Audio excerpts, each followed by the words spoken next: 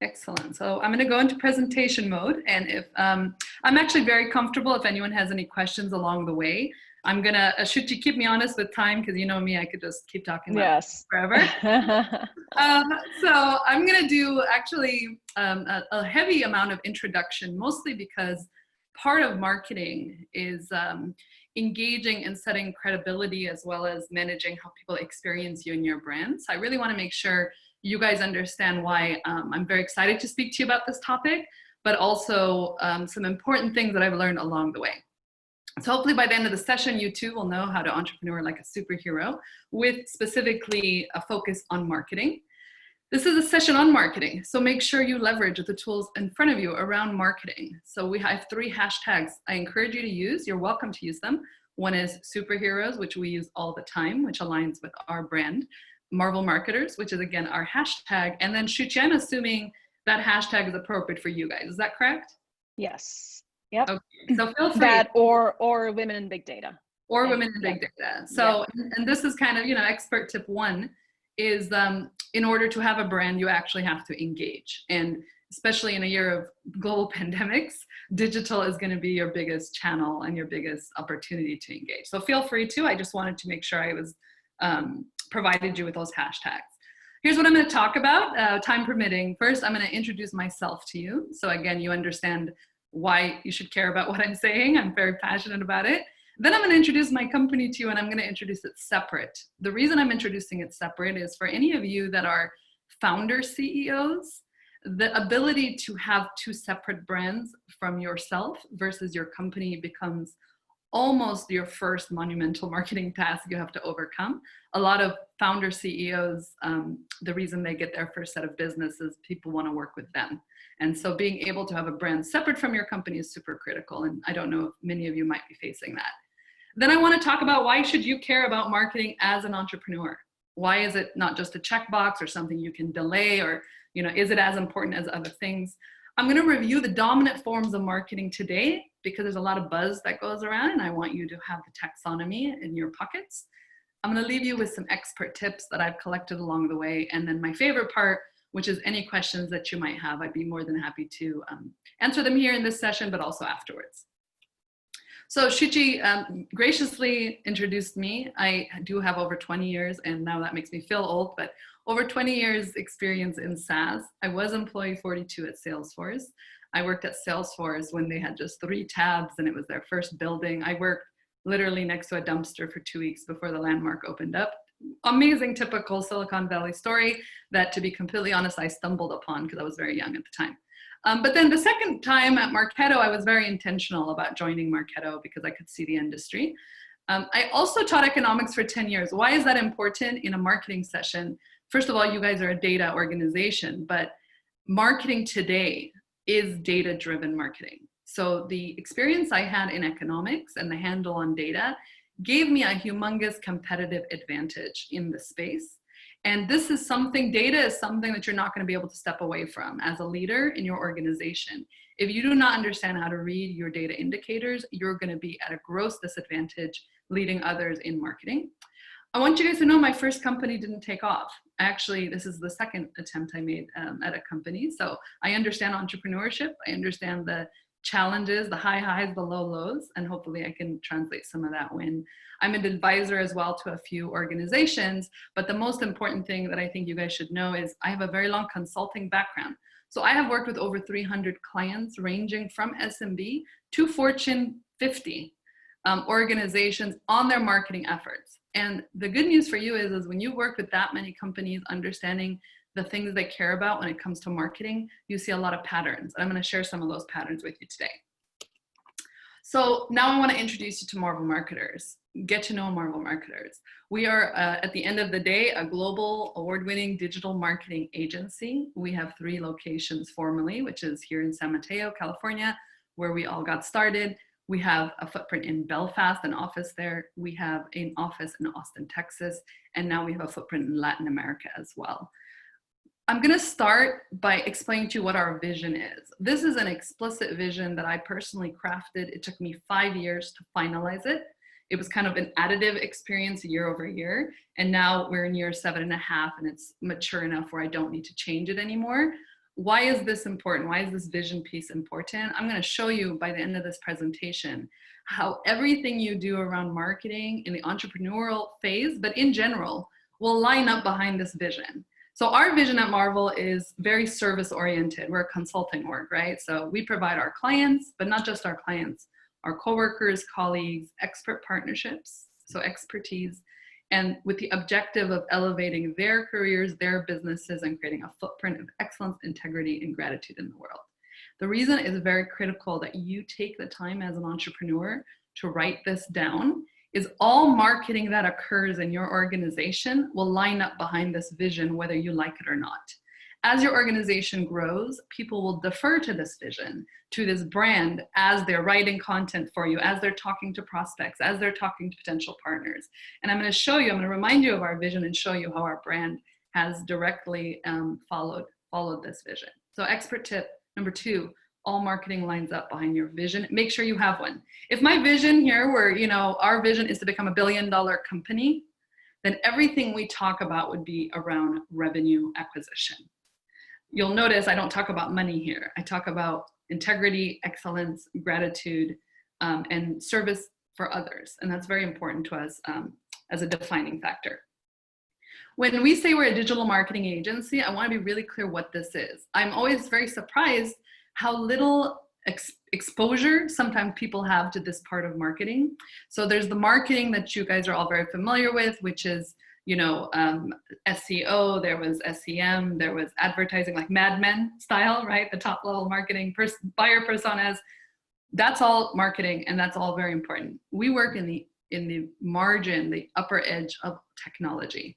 So we work on strategy, production, on content, on technology, integrations, regulatory compliance, stuff that less than 10 years ago were never considered marketing. So I'm going to walk you through the profile of the marketer, which is going to be critical for you, but this is not a fluffy science. This is a very hard science. The folks we hire are incredibly skilled, very technical. And this is the kind of work that we do with clients when we say we're a digital marketing agency. Our core competency is in marketing automation because that's where we started, because I used to work at Marketo. But more importantly, we support all the other products. And I just listed a few of the third-party tools here on the left, and I'll show you more in a minute. So why should you care about marketing, especially in whatever stage you're in? It doesn't even matter to me what stage of company building you're in. So for starters, 70 to 90% of all buying and selling happens before the buyer is ever in front of you. The easiest example of this, I actually heard 10 years ago, and I think it's still relevant. Before digital marketing and marketing as a hard science, if you wanted to go buy a car, for example, you would go to a dealership and a salesperson there would tell you specs, they'd ask you questions, they'd give you different prices, they would make recommendations, and then they would sell you the car that you ended up buying. And you might negotiate on price or something. Today, by the time someone has walked into a car dealership, they know the exact car they want, what your competitors are charging, the exact color, the model, the features. They sometimes don't even come into the dealership. They do everything online. All of that stuff that's happening before they're in front of you, the only lever you have to engage in that conversation is your marketing footprint. If you are not participating in that conversation, somebody else is. The conversation is still happening. So marketing at any stage of your entrepreneurial path is very critical, at minimum to understand, but also to have some dedicated focus on. The second really important reason is if your marketing engine works, it's actually a huge cost-saving opportunity. I'm going to give you a direct example. This is another expert tip. People think marketing is, they work really hard to tie revenue to marketing and attribution and all of these things, and that's very important. But when your marketing is really refined, you will save money. At Marvel Marketers, I have 0 salespeople. I do not have a sales function. We are a brand-based organization for the last 7.5 years. The prospect that I get, which is basically someone texts me, someone messages me on LinkedIn, someone calls me, or someone sends me an email. the value of that, what you have to do to get that same meeting in a different way, if you do not have a strong brand to lean on, is $50,000 of outbound and sales spend and 6 months of time. So if your marketing engine doesn't exist or is not working, that is the cost to get you to the same exact spot. So caring about marketing is good for business. It's not optional. It's not something that when you get around to it, it will have direct impact in your ability to be a profitable organization. Finally, marketing actually works. Ask yourselves, how many of you have bought something off of an ad? I know I buy all sorts of things off Instagram. I'm just such an easy target. I'll buy anything. But marketing works. Let me show you a quick example. So this is data, which is real data from about 3 days ago of a microsite. Every arrow there is when we told people to come to the microsite. So it seems really obvious, right? Marketing works. It's like a friendship. You make friends by going out and meeting people. If you don't go out and meet people, how do you make a friend? Similarly, if you want people to have a conversation with you, you have to invite them or go meet them where they are or ask them to come meet you elsewhere. Marketing works. Look, it's from 800, let's say if we take a baseline of 800 views, it goes from 800 to 1200. That's a 50% increase predictably through marketing. So marketing works at the end of the day. Those are all the reasons you should care about marketing. And the good news is you're in this session, so you care already. Any questions thus far? Happy to wait to the end, but just in case. Okay, nope, cool. Nothing. So let's talk about what are the types of marketing in the industry right now, in my opinion, but also in most people's opinion, although I've added an extra one. There are 4 main types of marketing trends. And I shouldn't use the word trends, honestly. These are 4 strategies. One is traditional demand generation. The idea that you, through your marketing efforts, create demand for your product. And I'll go through some examples there. The second, which became a big formal deal in 2016, although frankly, it's been around as long as I've known this stuff, is account-based marketing. You will have heard about ABM by now. It kind of became a thing. John Miller in particular was the one that kind of really revved it up. It formalized the idea of an account-centric marketing strategy. Then we have something that I don't hear it formally called out because it's so rare and hard to do. I'm going to call it brand-based marketing. That's what we do at Marvel. So I gave you some examples already and I'll show you some more. And then there's this, it's not new because like you guys all have heard of, Celebrity X showing you Fit TY and telling you to buy it, right? Influencer marketing. But I really strongly believe this is going to take on a whole other trend very quickly. So if any of you guys are in a product area where you can leverage this, I highly recommend you take a look at it. I'll give you some statistics around this when I cover each of these different bullets.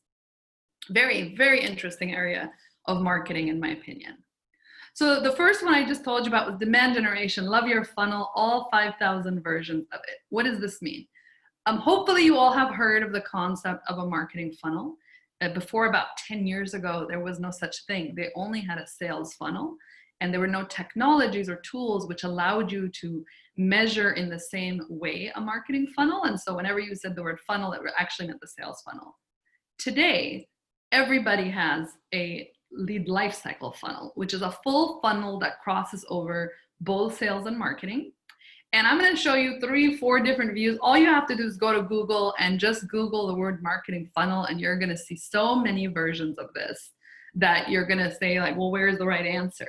And the answer to that is everybody's funnel looks different because it's a reflection of the lead lifecycle. This is one of those things where it's like, do as I say, not as I do, mostly because since we're in this business so deeply, we're kind of like, the doctor that's a really bad patient. We actually, have a funnel, but even we don't invest enough time keeping it maintained. So why should you take the time to actually walk through what your demand generation funnel looks like? For starters, in a growing organization, in entrepreneurship, one of the biggest problems you have is information. People leaving, people joining, people leaving, people joining. Every new person that joins is a new opportunity for there to be confusion about how exactly A buyer is supposed to have an experience through your organization. If you do not have it written down, assumptions start getting made, and before you know it, sales believes you guys work one way and marketing believes you work another way. I know this because I can't tell you the number of times I was on site, let's say doing a lead lifecycle workshop when I was a consultant, and I would ask sales and marketing to tell me their lead lifecycle, and real time in front of me, they would tell me different answers. And so if you take the time when things are simple in the beginning, which is where some of you might be, to document the lead lifecycle, not only will it very quickly highlight discrepancies and misalignment, it also puts everyone on the same page, and it's amazing for onboarding and enablement. Even if it's incomplete, so even if you don't know the full answer yet, take the time to build it. Sorry, the thing's image is a little blurry. This is Marketo's best practice funnel. This use case covers around 80% of use cases in the SMB mid-market industry off the bat. So if you don't know where to start with this visual. And I actually do recommend you guys follow a lot of content blogs. Marketo's got a good one, HubSpot's got a good one, and they'll talk about all this stuff. If you don't know where to start here. This is a very straightforward visual that shows you how an organization is experiencing your business. I'm sorry, how a buyer is experiencing your business. If you don't know how your buyer is experiencing your business, you don't know how to impact it with marketing correctly. How you market, for example, to folks that are in your nurturing database. If you don't know you have a nurturing database, you're actually going to talk to them maybe with content that's too early in the funnel or content that's too late in the funnel. And this is a whole 3-day session, but I just wanted to at minimum make sure that if you don't know where to start, I'd like you to start here. In addition to that, I'm going to show you one more version of this. One more version, which is the underlying lead lifecycle. Again, this is a little bit more advanced, but if you don't know where to start, just start with a basic visual. Whiteboard it, take a picture of it, send it as an attachment if you need to. You will be shocked at how many conversations get surfaced around this. And you might think, wow, this isn't marketing. Like, where's my emails? Where is the nurture? This is all the underlying information, all that goes into the technology, which fuels all of that marketing. Eventually, all organizations get to a point, regardless of how far they have or haven't adopted it, where they will need to do this exercise. So, expert tip, if you can actually do this earlier on in your organization, it's going to save you time and money in the future. Okay, so build your org's funnel. Why? A, great for onboarding, new hires and exits. B, marketing and sales alignment, which is like, if somebody was getting their PhD in marketing, they could write a thesis on marketing and sales alignment. Processes and workflows can be mapped correctly. All of those things very important for you. So let me see. I'm going to be curious in the Q&A section if this next 2 slides surprises you guys or not. A lot of folks that are not in our niche industry, they don't realize this. So in 2015, my friend Scott Brinker, who runs the marketing technology, this whole landscape, he runs the Institute, he decided to sit down and say, so who are all of the vendors? Who are all the softwares and what areas do they enable and where do they go? And I know you can't actually see the logos. The reason you can't see the logos is because in 2015, he identified over 1,800 MarTech vendors. So 10 years ago, if you said, what does marketing mean? You wouldn't say 1,800 pieces of technology. That would not be your answer. Your answer would be, why did people go into marketing? They went into it because they were creative people. It was not about technology. And so you can see he categorized it like, what's in CRM, what's in, like here, for example, that says SEO. Those are all the tools that help there. This one here says data analysis, etc. So this was such a popular visual that he decided to publish it every year. Does anyone have a guess of how many tech tools and technologies exist in his last version? How fast do you think this grows? Any guesses? From 2015 to now? Yeah, like in 2020. If it was 1,800 in 2015, what do you think it is in 2020? Like doubled? Any other guesses? Okay, this is so fun. Let me show you his visual, his most recent one. Try 7,000, What? which is just amazing, right? Because this demonstrates several things. The reason I'm sharing this with you guys is unless you've been a part of it, like I've lived through this, which is why I know this is 100% accurate. When we used to work with clients, it was like, hey, could you work with us? The tools we're using are Marketo and Salesforce and a couple other tools. Now we're getting projects where they say we need someone to consolidate our MarTech stack because they just bought tool and they didn't have a plan for these tools.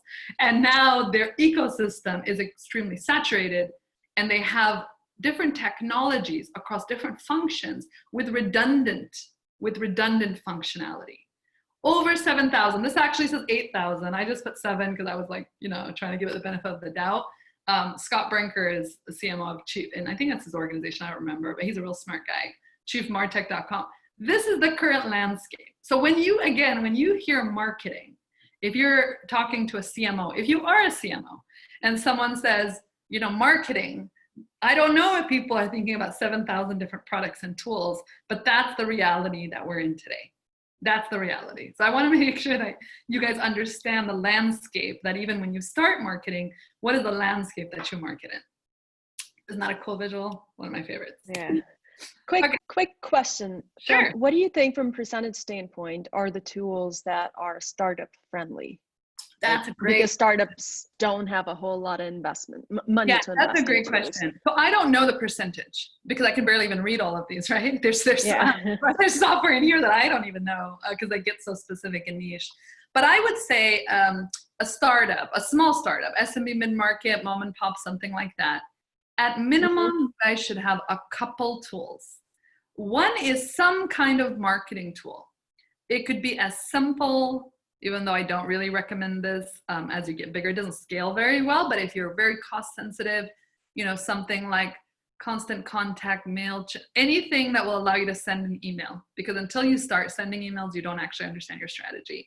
You will outgrow those very fast if you are a growing organization. If you stay a mom and pop shop forever, that may be sufficient for you. Once you start getting in, so one is a marketing automation tool to answer your question directly. The other is a CRM, and this is another one of those, like, I'm a good doctor, a bad patient, which is even at Marvel, because all of our leads were referral based, I myself didn't even take the time to put them into a CRM effectively because they were, people I had worked with. So I just knew who they were and we were growing fast, so I didn't take the time. When I brought new people on board to scale the organization, even till today, this is one of our biggest pain points. Because how does someone I bring in to, let's say, be a customer success manager know the history of this account that the first person that is no longer even at that company was actually, a client of mine, a client's friend of mine from 10 years ago? There's just that ability to keep that information scaling doesn't happen. So I'd recommend any kind of CRM, any kind that you have. A marketing automation tool, a financial system, which more and more is tying directly to marketing and sales, right? Something where you're not, for example, invoicing out of a spreadsheet. You're not managing your pipeline out of a spreadsheet. You don't want to ever do that if you can avoid it. Because getting out of that spreadsheet is very hard. I've worked with $1 billion company where I asked them for their funnel numbers and they showed me a spreadsheet. $1 billion company. You will be shocked at the longevity that kind of adoption has. And what happens is you have an owner, and that owner becomes extremely protective of that spreadsheet, and then it doesn't allow your organization to scale, and it creates data silos, which you also don't want. Being women in big data, you guys can appreciate that. Shuchi, does that answer your question? It did, yes. Okay, Thank great. you. So moving right along, account-based marketing, the big buzzword that spread like wildfire, engage your demand-based terminus. Those were the 3 leaders. That's their logos there. What the heck is it? In the simplest terms, it's when you're marketing, but you've taken off your big net, your demand generation lens, and instead you've put an account lens on. Here's an example. I could say I'm looking to acquire as many marketing managers as possible, because for us, we our stakeholders or marketing managers, let's say, and I go cast this really wide net and I get, 1,000 marketing managers from, 500 different companies or 750 companies. Or I can say my target is the account Microsoft. And I want to acquire Microsoft. So I'm going to go find 50 people in Microsoft and design a marketing campaign that talks to them in their language, that's use case is about their problem statement, that I send direct mail to only their decision makers. Very, very different way of marketing. A lot of people made the mistake of thinking these were mutually exclusive. We would get clients call us and say, hey, we're moving to account-based marketing. And I'd say, like, no, you're not. You might be expanding to account-based marketing with a specific target audience, but there's no way you are abandoning demand generation. And this became a problem. It took about a year for folks to stop making that mistake. Now, will you ever have to deal with account-based marketing as a strategy? How much time should you spend understanding this? If you're an entrepreneur in a scale model, so for example, you have a product that has a freemium on the website and someone can subscribe to it on their own and it's touchless revenue, this is not going to come up for a while. You will not have to think about an account-centric sell or marketing until your company goal, in quote, becomes we want to go up market. Once that happens, then you have to think more account-centric. But for entrepreneurs that have enterprise sales, like let's say you have a product that your minimum sale is like $100,000 or above, $250,000 and above, you only sell to enterprises, then you are going to have to actually think through an account-based strategy almost off the bat immediately. If you don't, your salespeople will. So that's kind of whether this is going to be an issue for you or not. You should decide this, because one of the hardest roles is hiring that first marketer. If you know you're a marketer that needs to think about this account-centric, you're going to want to look for that from an experience point of view in your first hire. Okay, brand-based. So this is our use case. What is brand? The way I define brand for my team in the world is what people say about you or your company when you're not in the room. I tell people it doesn't matter if I think I'm amazing. I say, like, my mama told me I was pretty. It doesn't matter if your mom thinks you're pretty. Everyone else has to also think you're pretty for it to actually be the truth. So your brand is what people say about you when you're not in the room. It's not what you're saying about yourself through your marketing. It's not what you're telling people you are. It's not what your belief is. It's what other people confirm that you are. There's many different types of brand. All are important to creating the buyer and employee experience with you. And a lot of people forget that second part, that you are also marketing your organization to your employees. Employees today care about the kind of company they work for. They want a company that has an opinion, that has values, that have certain things they care about. And if you're not taking the time to make sure you have a stance on these things, you will not be a competitive employer.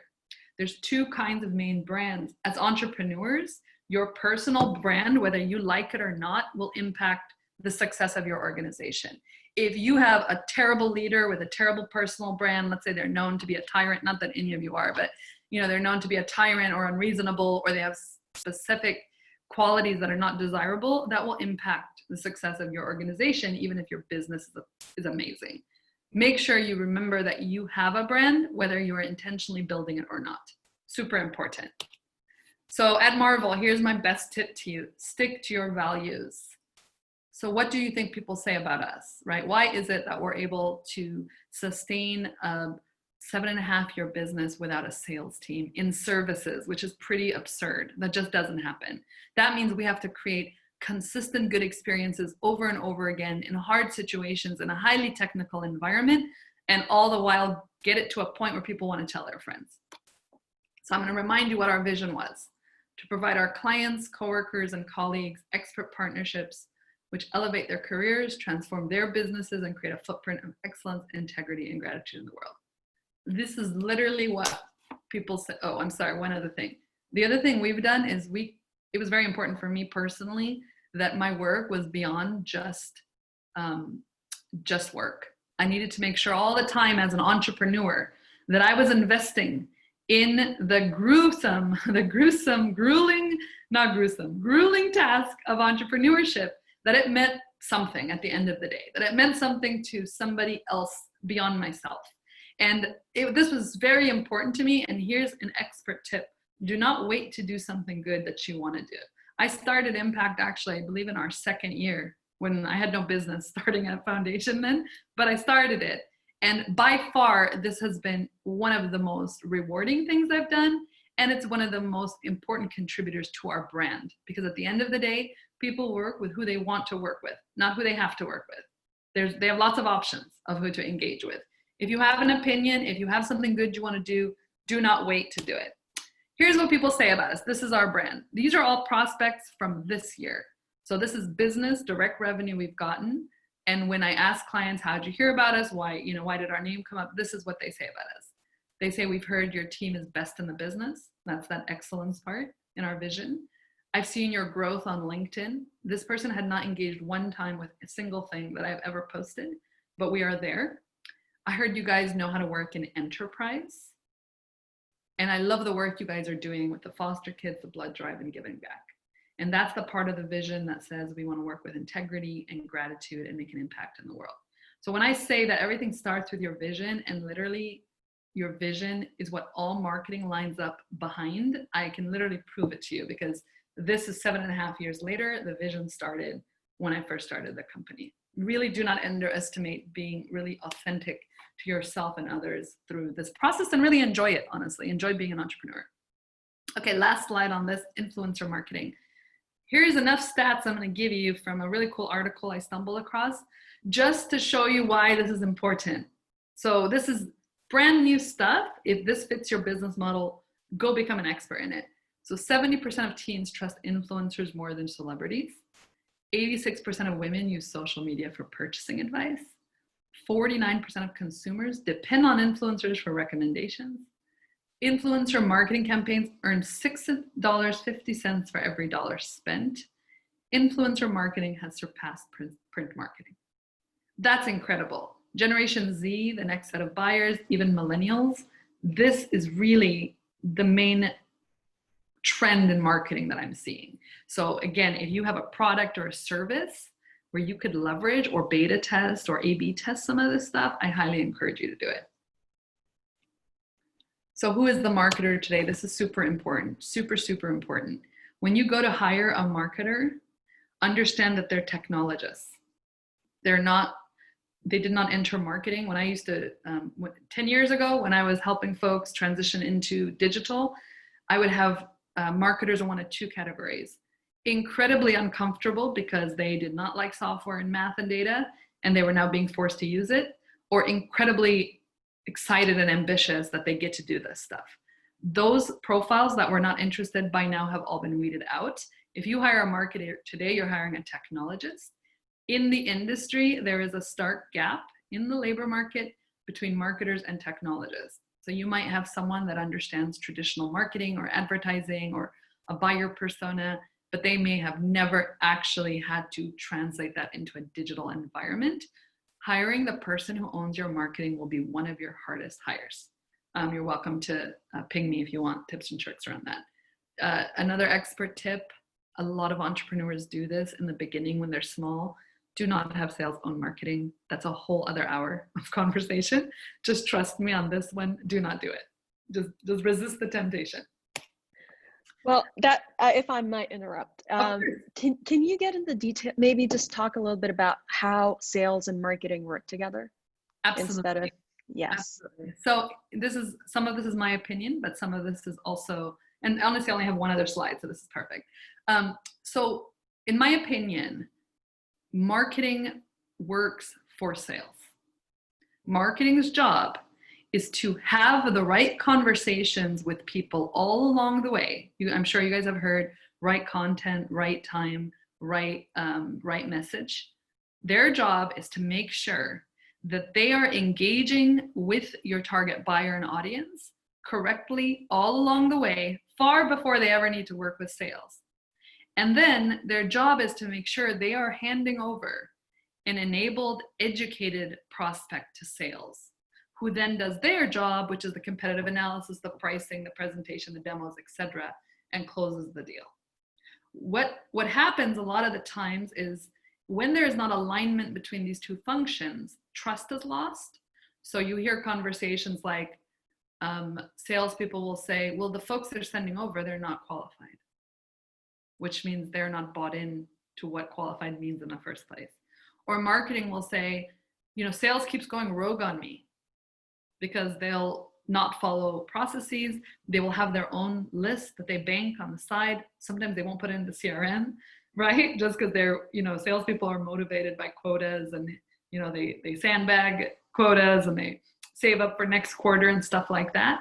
If there's not an agreement as to what qualified means, if there's no alignment, if there's not a partnership there where everyone is working towards the same goal, then it doesn't work. In fact, tied to this, you know, sometime in this last 10 years, there was a role that was tried to be pioneered. It was called the CRO, the Chief Revenue Officer. The Chief Revenue Officer was going to have sales and marketing roll up into it. Several companies formally hired one, a Chief Revenue Officer. It kind of fizzled out a little bit, but the idea remains. Marketing is meant to basically manage and influence the conversation. Sales is meant to do the selling once it's appropriate. Other questions on that? So I just have one slide left, which is like what I would like you guys to leave with. And this is a little different. And then any other questions you have, I'm always happy to answer it. So number one, in the beginning, it's very easy to ignore marketing because everyone is focused on selling and getting your first set of clients, because that's important. And sometimes investors are waiting for that. Make sure you value marketing as much as outbound sales. Marketing makes sense even when you don't have to do it. Your marketing, effective marketing, whether it's brand-led, influencer, demand generation, ABM, will support not just revenue, but if you have a correct brand, it helps you hire, it helps you recruit talent. It helps you with supply shocks like COVID, helps you grow existing customers, helps you all sorts of ways. So it's not even just about making money. I already mentioned the skill gap in the labor market.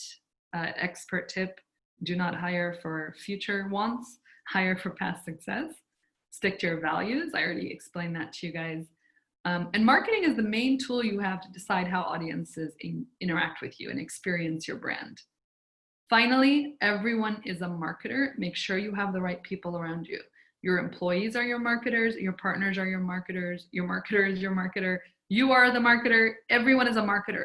If you don't have an opinion on it, what happens is marketing happens on your behalf, whether you're bought into it or not. So these are just kind of the things I want you to remember as you move forward in your ventures and hopefully have the level of success which you all deserve. This is my last slide. Actually, it's just like contact information and thank you. Can I answer questions now for you guys? That's pretty good timing. I'm not bad. What questions can I ask? Let me actually get out of presentation mode. Are you guys able to see me, or do you only see the slide deck out of curiosity? See you as well. Okay, cool. I don't see you guys though. So let me find you guys. Oh, here you go. Okie dokie. Do you guys have any questions I can answer for you?